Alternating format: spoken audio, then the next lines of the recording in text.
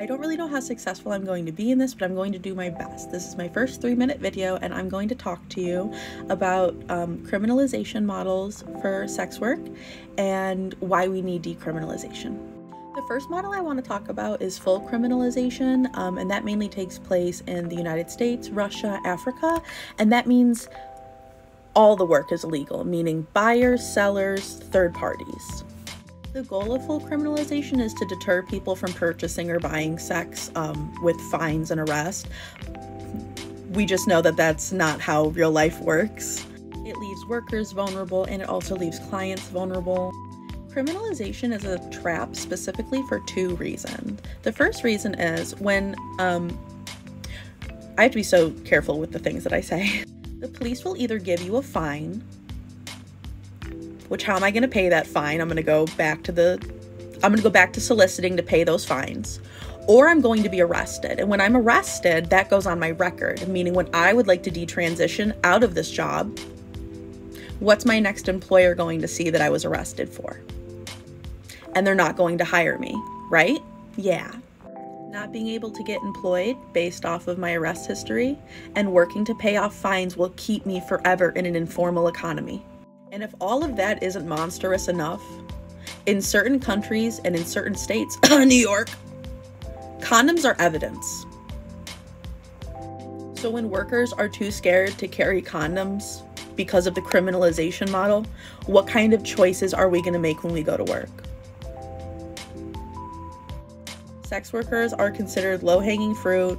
Abusers and predators know that at the end of the day, if we are robbed, sexually assaulted, beaten, harmed on the job, what can we realistically do about it? Because the police do the same thing on top of arresting us. Bad clients take advantage of that, and the police take advantage of that. Full criminalization does not work, and it has never worked. A lot of marginalized groups of people get into this work.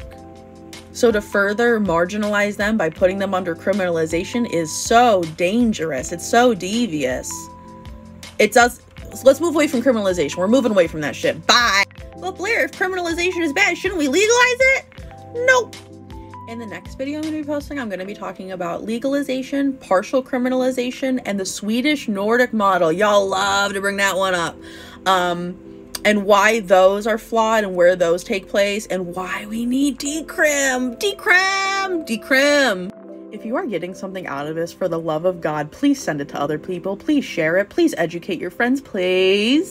So in my last video, we talked about criminalization, and now we're going to talk about partial criminalization. We cannot get into decriminalization and legalization until we get through criminalization, partial criminalization, the Swedish Nordic model.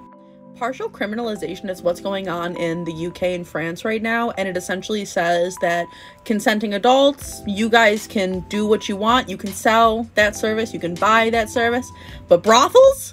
Third parties? No. And you might be thinking to yourself, well, what constitutes a brothel? And I'm thinking the same thing.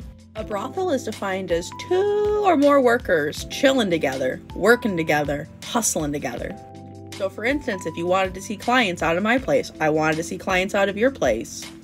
There are reasons why someone would want to do that. That's a brothel. There is safety and validity in working in numbers. There's safety and validity in seeing clients together. There's safety and validity in workers being able to congregate together and it not be a whorehouse. But the law doesn't account for that.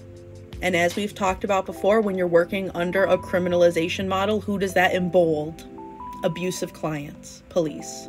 Street-based workers fall under that criminalization umbrella of no third parties. Street-based workers like to work together. There's, again, validity in working together. But when you can't work together, who does that embold? Workers out on the street are also the most vulnerable. They are the most marginalized. They need the most help and the most resource. Yet under that model, they're criminalized because they cannot fit into whatever rigid framework is being presented. And when you do not want to be criminalized, when you do not want to be arrested, when you do not want fines so you can go back to the streets and hustle to pay off those fines, you're going to work in the woods. You're going to work alone. You're going to see risky clients. You're going to make fast decisions. You're not going to communicate. You're not going to talk about boundaries. That gets us killed. It's such a big fuck you because all of this is so preventable and it's all so disgusting. So yeah, under partial criminalization, workers that work together, brothel keepers, brothel owners, anyone in a third party position, you're fucked. Anyone who also can't fit into that rigid framework of what they expect you to be doing while selling sex, you're fucked.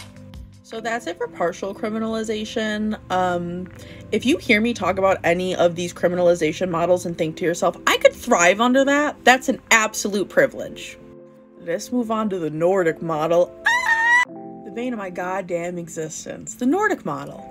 As a worker trying to operate under a criminalization model in the United States, if I had a fucking dollar for every time I held a grown-ass man in my arms after a session for him to talk about how great it would be if we could implement the Nordic model, oh my God. And then you look at them in their little eyes and you tell them, John, that criminalizes you. It's the end demand model. And they go, me? Yeah, you. That's right. The Nordic model, the Swedish model, is the end demand model. So they think if they can end the demand for my service, that would just eliminate the problem. I don't know where they got that idea from, but that's what they're implementing.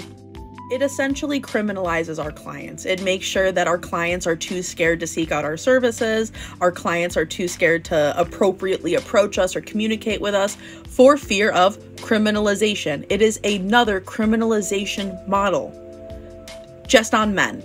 I will always, always, always put workers' rights first over clients any day. But let's think about this for a minute. When I want to stay safe at work, I take personal information from clients. I do a thing called screening. Clients are not going to be as likely to screen if they know that there is a risk that they can be criminalized and outed. So now my volume of clients has been fucked with, which means I now need to lower my rate so I can see more clients. I also am probably going to be more likely to perform certain things that I'm not comfortable doing because, again, I need that client. The Nordic model is a model that also allows third parties and pimps to thrive. Yeah. What are you going to do when you can't find enough clients? You're going to find a manager. You're going to find someone that can get you those clients. Fuck a pimp! It leaves workers very easily being taken advantage of. And on top of that, is your client nervous? Or is he being weird because he low-key wants to hurt you? I can't tell. I'm under a criminalization model. There's less time to negotiate. I gotta get in this car quick. I need to finish this off. There's no time to think about any of that. Can you afford to? So no, the Nordic model, the Swedish model, that is not the ideal. That is not what workers and human rights and worker safety thrives under. Workers suffer, clients suffer, third parties are allowed to abuse. It is nobody benefits off that besides the state and abusers. Think before suggesting the Nordic model. It's okay to not be educated, but get educated. You can't criminalize my clients. I need those. There is a right answer to all of this. There is a right answer. And in the next video, we're going to talk about legalization, decriminalization.